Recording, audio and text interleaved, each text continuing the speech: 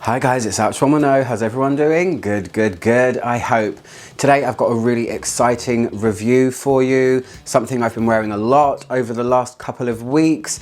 It is a new fragrance to come from Bogue. Really great fragrance house owned by a guy called Antonio Gardoni. I'm familiar with some of his other work. He made T-Rex for Zoologist. He's got his most well-known fragrance, I would say, is My. If you've tried it, it's one of the craziest cool chypres I've ever smelled. But he has teamed up, or should I say, the lead singer of the Kooks, Luke Pritchard, and his wife, Ellie Rose, have formed a band called Duo. And then at the release of their album, which came out in December, I believe, they released a new album which is called Duo itself. They teamed up with Antonio to create a fragrance to go alongside it. I want a fragrance to match every album that I own. I think it's so wicked. So the fragrance is meant to be reflective of the mood of the album, and the fragrance is called LitA, and what that stands for is Love in the Afternoon. It's one of the tracks on the album. I spent a bit of time listening to the album while wearing the fragrance. I guess that's the perfume review equivalent of method acting, and it was a fun experience. So if you're not familiar with Antonio's work, I've actually met him once, and he likes to create chaos in his perfumes. He's not backward about coming forward in terms of using very full-bodied, bold materials, really complex compositions.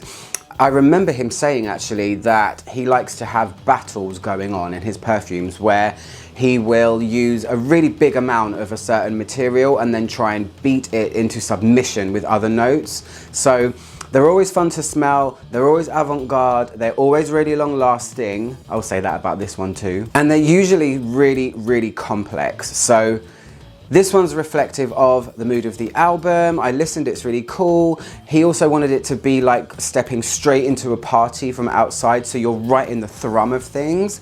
And what he has achieved here is amazing. I am a big fan of this perfume, falling in love every day a little bit more. So what are the notes? The top notes are bergamot, grapefruit, ylang-ylang, sandalwood, coriander seeds, and gardenia. It's a very voluptuous note list, as usual with Antonio. The heart notes are tobacco, patchouli, champaca. Oh, champaca's not used enough in perfume. Jasmine and cypress. And the base notes are benzoin, vanilla, vetiver, tonka, myrrh, and incense. On paper, this perfume looked amazing. On skin, it smells even better. So here it is, LitA. Ooh, it's really cool. It's got little cutouts there. I don't know if you can see that. I hope it comes out properly on the camera. If not, I might put a little bit of a packaging thing going on in the corner.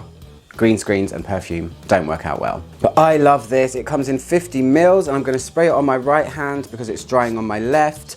So the first thing I want to say about this fragrance in terms of the smell is I am reading everywhere that I read about this comparisons to Tyrannosaurus Rex, and I want to give you my stance on that. Yes, it shares 5 notes with T-Rex, it really does, but it's really easy to go to that place in your head because A, Antonio's style is very distinct, and B, like I said, it shares similar notes. But to me, they're an entirely different ball game.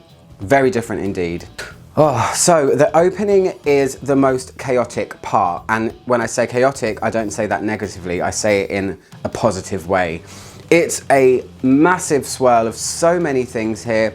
A lot of people call this a tobacco fragrance, and I disagree, and I'm again going to give you my stance on that.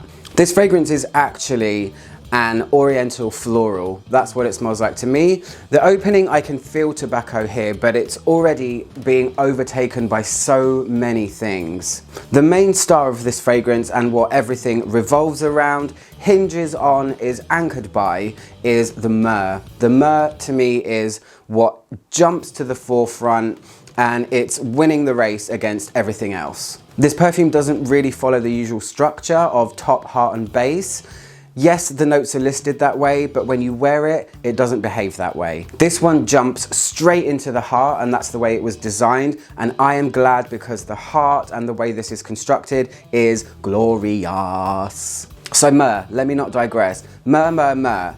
That is the backbone, it is the core of the structure, and at first there's touch medicinal. The smoke here is It envelops everything without smelling like a bonfire. It's more smoky materials used in a very intellectual way, as opposed to just shoving birch tar in a fragrance and having it be a bonfire, campfire kind of smoke. There's a touch herbal, there's a touch green in the opening, but what I need to talk about is where it goes, because within about 5 or 10 minutes, I'm gonna say 5, it's probably 5 minutes, not 10.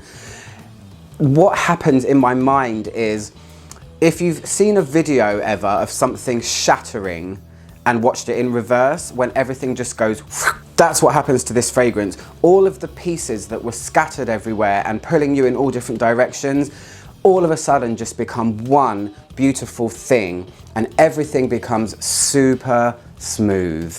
The expert level of blending is so apparent when you smell this fragrance, and how it smells for the majority of the wear length, I'm talking 10 or 11 hours, is the same, pretty much the same for me, and it's a good thing, believe me. So the main wear length of this fragrance is myrrh at the core, and the other part that I need to talk about, which is my favorite part of this fragrance, which is the floral bouquet in here.